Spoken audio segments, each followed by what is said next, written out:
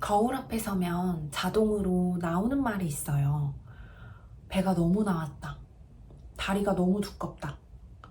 근데 이상한 게 있어요. 어떤 날은 같은 거울, 같은 몸인데, 괜찮은데? 싶어요. 몸이 하루 만에 변했을 리가 없잖아요. 그래서 한번 들여다봤어요. 언제 괜찮아 보이는지. 답이 나왔는데 좀 충격적이었어요. 식단을 잘 지킨 날, 운동을 좀 빡세게 하고 온 날이었어요. 몸이 변한 게 아니라 오늘 잘했다는 점수가 변한 거예요. 거울은 제 몸을 비추는 게 아니라 그날의 제 점수를 비추고 있었어요. 오늘은 거울 볼 때마다 출근하는 이 검열관이 누군지, 그리고 그 목소리 옆에 한 문장을 붙이는 연습 이야기를 해볼게요. 배가 나왔다. 다리가 너무 두껍다. 이런 목소리를 저는 검열관이라고 부르기로 했어요. 매일 출근하거든요. 집 거울 앞에서, 엘리베이터 거울 앞에서, 특히 나가려고 준비할 때 어김없이 찾아와요. 이 검열관이 왜 이렇게 가혹할까 따라가 봤어요. 그런데 의외의 답이 나왔어요. 세상이 나한테 할지도 모르는 비난을 내가 먼저 나한테 하고 있었어요. 미리 맞아두면 진짜 맞을 때 덜 아프니까. 약간 예방주사처럼요. 그러니까 이 목소리는 나를 미워해서 나온 게 아니에요. 나를 지키려는 굉장히 서툰 방식이었어요. 근데 여기에 함정이 있어요. 옳지 안 옳지 모르는 화살을 맞겠다고 확실한 화살을 매일 나한테 쏘고 있는 거예요. 남이 흉볼지는 모르는 일이에요. 근데 내가 나를 흉보는 건 하루도 안 빠져요. 그 말을 매일 들으면 마음이 어떻게 되냐면요. 조급해지고 답답해지고 예민해져요. 불쾌감이 조용히 쌓여가는 거예요. 그래도 마음 한 구석에는 이 생각이 있었어요. 살이 빠지면 해결될 거야. 날씬해지면 해결될 거야. 내가 원하는 몸을 가지게 되면 해결될 거야. 이게 진짜인지 확인할 방법이 저한테는 있었어요. 3, 4년 전에 지금보다 7, 8kg가 덜 나가던 시절이 있었거든요. 근데 그때 저는 과연 만족을 하면서 살았을까요? 아니에요. 돌이켜보면 그때도 항상 충분하지 않다고 생각했어요. 완벽하지 않다고.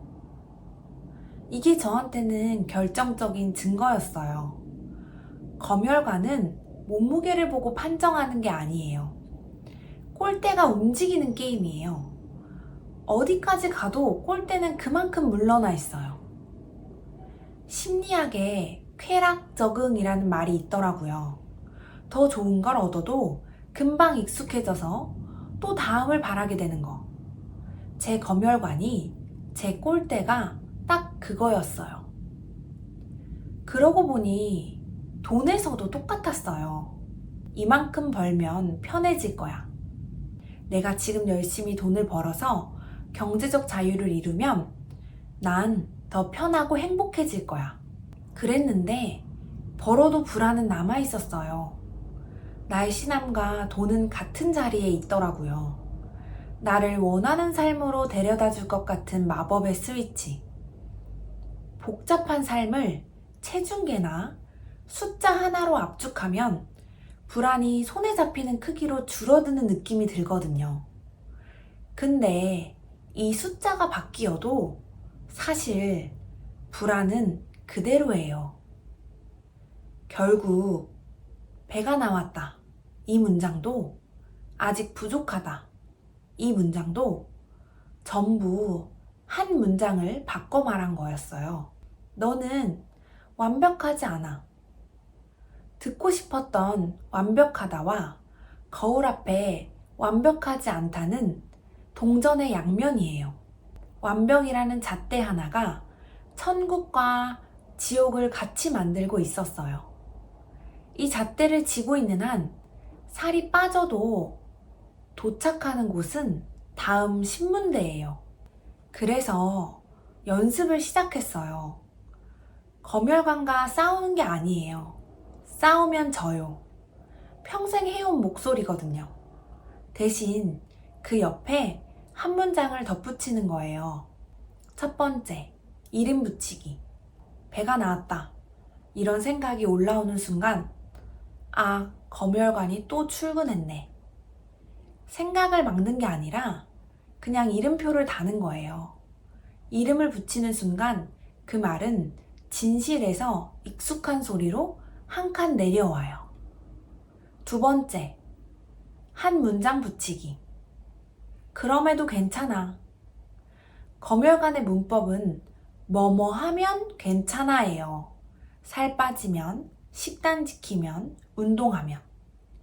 제 새 문법은 뭐뭐 함에도 괜찮아예요. 조건이 없어요.